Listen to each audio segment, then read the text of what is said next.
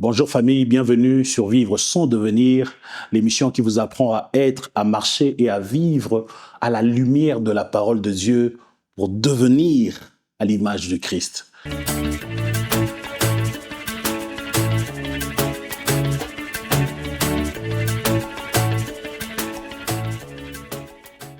Bienvenue, nous continuons avec cette série d'enseignements autour de À la lumière de Matthieu chapitre 5. Et nous allons nous intéresser très particulièrement aujourd'hui au verset 13 et au verset 14. Nous l'avons lu la fois passée, on peut le relire pour quelqu'un afin de pouvoir le mettre en contexte sur ce que nous sommes en train de partager. Je rappelle que ce texte est appelé aussi sermon sur la montagne et ou béatitude, et on nous parle d'un bonheur possible pour ceux qui espèrent au Seigneur. Et au verset 13, la Bible dit « Vous êtes le sel de la terre, mais si le sel perd sa saveur, avec quoi la lui rendra-t-on? Il ne sert qu'à être jeté dehors et foulé aux pieds par les hommes. Vous êtes la lumière du monde. Une ville située sur une montagne ne peut être cachée. Sel de la terre, lumière du monde. » Il y a toujours eu, excusez-moi le terme bipolarité, pour dire deux champs d'action dans la manière que le Seigneur agit. Le Seigneur agit dans l'instruction, il agit aussi dans la structure. Le Seigneur va agir dans le prophétique, il va agir aussi dans l'apostolique. Le Seigneur va agir dans l'Ancien Testament, il va agir dans le Nouveau Testament. Il va agir dans la sacrificature, il va agir dans la royauté. Il y aura toujours le sel et il y aura la lumière. Le sel pour travailler par infiltration et la lumière pour travailler par imposition. Que ces termes ne soient pas très compliqués. Nous allons vraiment les simplifier. Le sel travaille par infiltration, la lumière par imposition. C'était important pour le Seigneur dans ce sermon de la montagne de marteler une identité. Qui êtes-vous? Plusieurs vont dire, je suis grand, je suis le fils de ma mère, je suis de telle origine, j'ai tel diplôme, j'ai tel accomplissement, je suis le mari de tel, la femme de tel, je suis diplômé, je suis licencié, j'ai tel accomplissement. Mais est-ce que ce que vous êtes, est-ce que vos origines définissent qui vous êtes? Est-ce que vos accomplissements définissent qui vous êtes? Je vous propose aujourd'hui que vous êtes qui Dieu dit que vous êtes. Votre identité ne se cache pas dans les choses qui vous environnent. Votre identité se cache dans l'ainsi dit l'Éternel. Je suis en train de poser les bases là. Vous êtes le sel de la terre, vous êtes la lumière du monde et l'identité prononcée par Jésus. Sur qui? Je rappelle ce que nous avons dit la fois passée. Sur une nation qui était sous oppression. Sur une nation, sur des victimes d'une certaine manière. Je n'aime pas beaucoup le mot victime, mais j'aimerais dire sur des personnes abusées, sur des personnes souffrantes, sur des personnes qui vivent des situations compliquées, sur des personnes qui sont dans la captivité, dans cet état-là de captivité, dans cet état-là de faiblesse humaine, où tout le monde va dire « vous êtes faible », il y a quelqu'un qui vient vous dire « vous êtes le sel de la terre et vous êtes la lumière du monde ». J'aimerais dire déjà que à ces deux choses est attachée votre mission.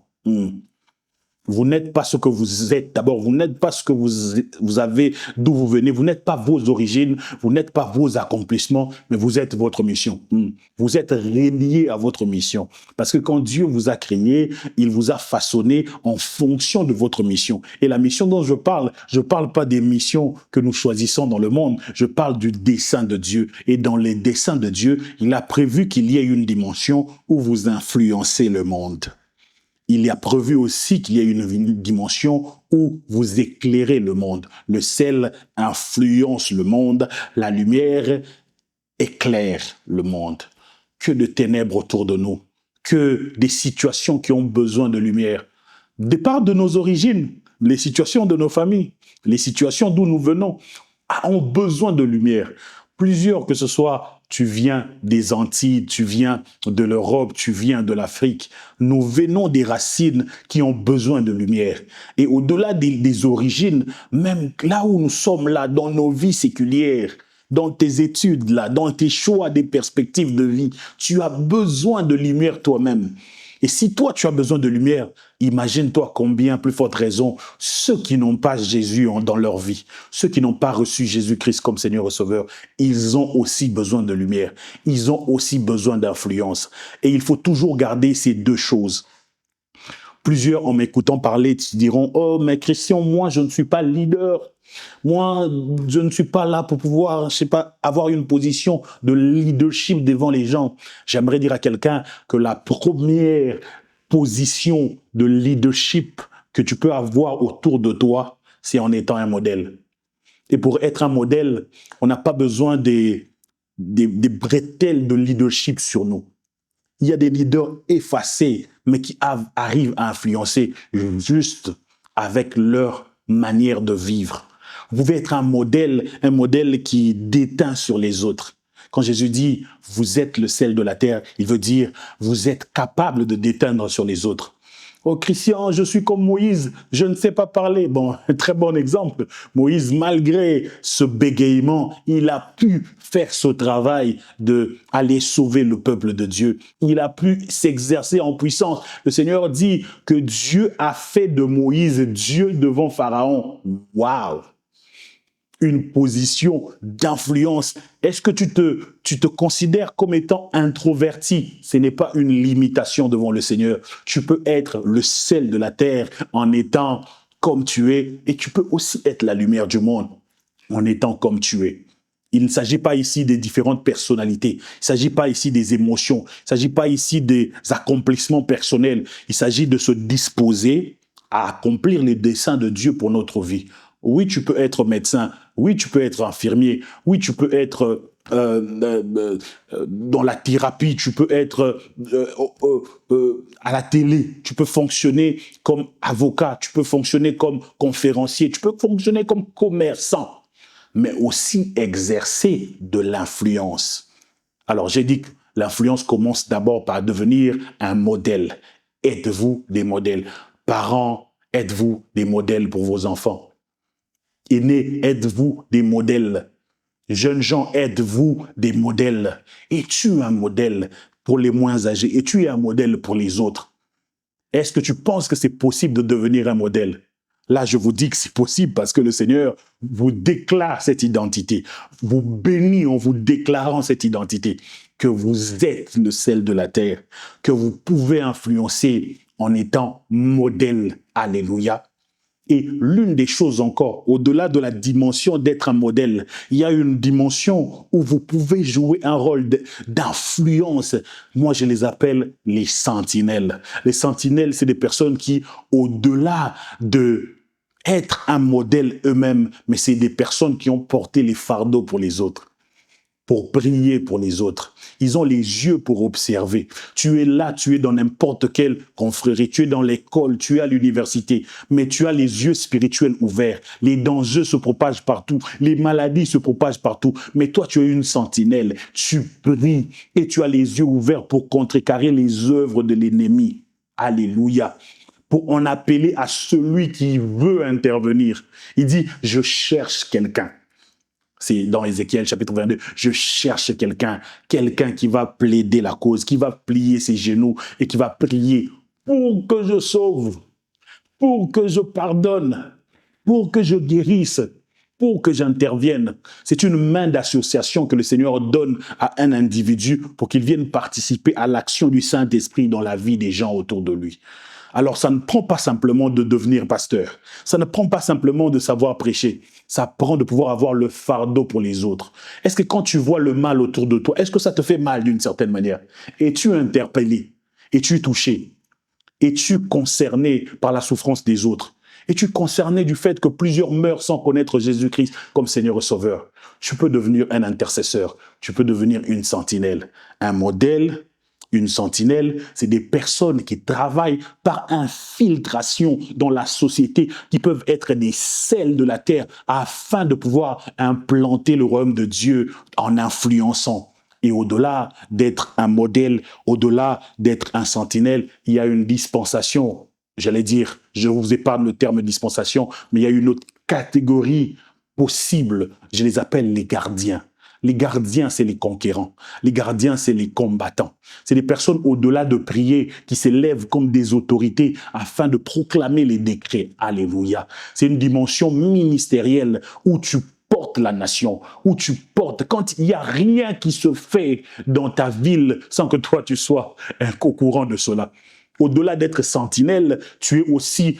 La différence entre sentinelle et gardien, c'est que le gardien a une puissance, a le pouvoir d'intervenir. La sentinelle peut être informée, et dans la prière, informer ses supérieurs.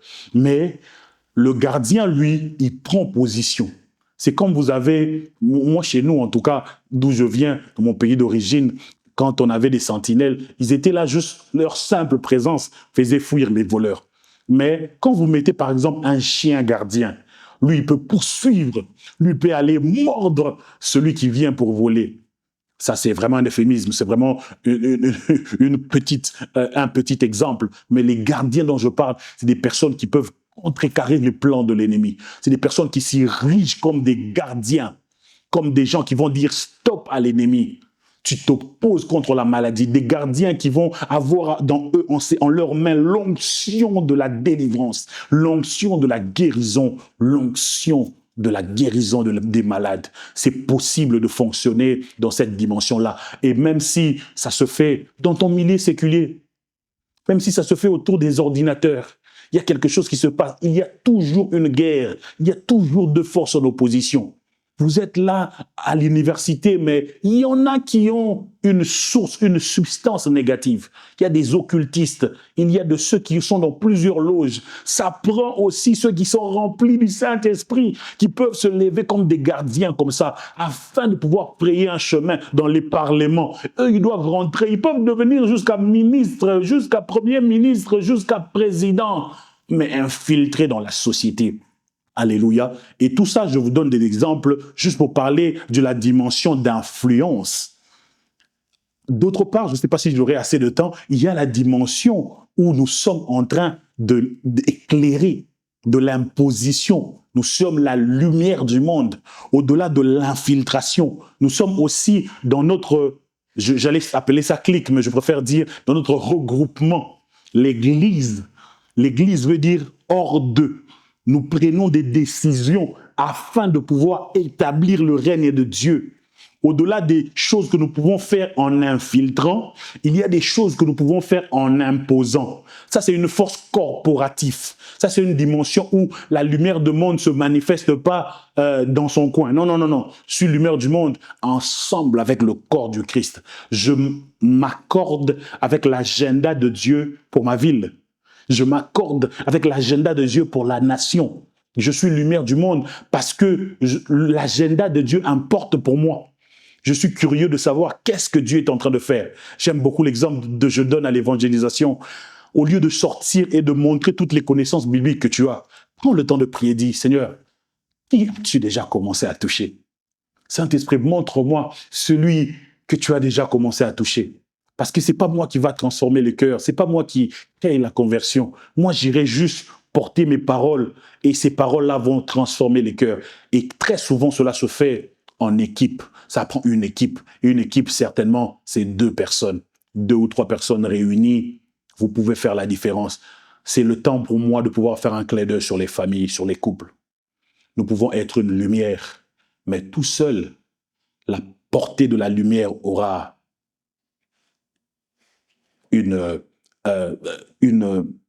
un terme, ne sera pas aussi étendue que si nous avons nos 2 lumières ensemble. J'étais chrétien célibataire et je peux vous dire que maintenant que je suis marié, ce n'est pas la même chose. La Bible dit, 1 va tuer 1000, 2 va tuer 10 000, pas 2000, mais 10 000. Il y a une multiplication. Le Seigneur m'a poussé dans mon cœur, dans cette exhortation sur le sel et sur la lumière, de pouvoir marteler sur l'élément unité afin d'avoir de l'impact sur l'imposition du règne de Dieu. Le règne de Dieu est là. Le règne de Dieu a besoin des mains d'œuvre. Le règne de Dieu a besoin des serviteurs qui vont se lever et qui vont impacter. Et pour vous qui suivez cette émission, qui ne sont pas chrétiens, qui se disent, mais de quoi ils parlent? On parle de quelle influence? On parle de quelle domination? On parle de quelle imposition? Je te dis, je ne parle pas de s'imposer devant les hommes. Je ne parle pas de venir marcher sur les gens. Je parle de l'identité primaire que nous avons. Vous savez, dans Genèse chapitre 1er, le Seigneur a créé l'homme. Et quand tu lis Genèse chapitre 2, tu vois, il a formé l'homme. Entre les deux, il avait déjà béni l'homme. L'homme dont il a béni, ce n'était pas l'homme charnel. Ce n'était pas l'homme que nous voyons ici. C'est l'homme spirituel. C'est l'identité primaire que nous avons. Nous avons une identité des conquérants. Il a dit, il leur a béni pour qu'ils puissent dominer, pour qu'ils puissent assujettir. Et c'est la lumière qui domine. C'est la lumière qui domine. Et la lumière domine en montrant Jésus-Christ. Parce que nous ne pouvons pas être une lumière et avoir de l'exposition sur nous. Non, nous sommes une lumière pour révéler Jésus à toutes les nations. Merci pour ce temps. C'était Vivre son devenir à travers LBS Web Télévision. C'est votre émission. Merci de nous donner des commentaires. Merci de nous dire comment ça vous a touché, comment le Saint-Esprit vous parle. Et à la prochaine. Que Dieu vous bénisse.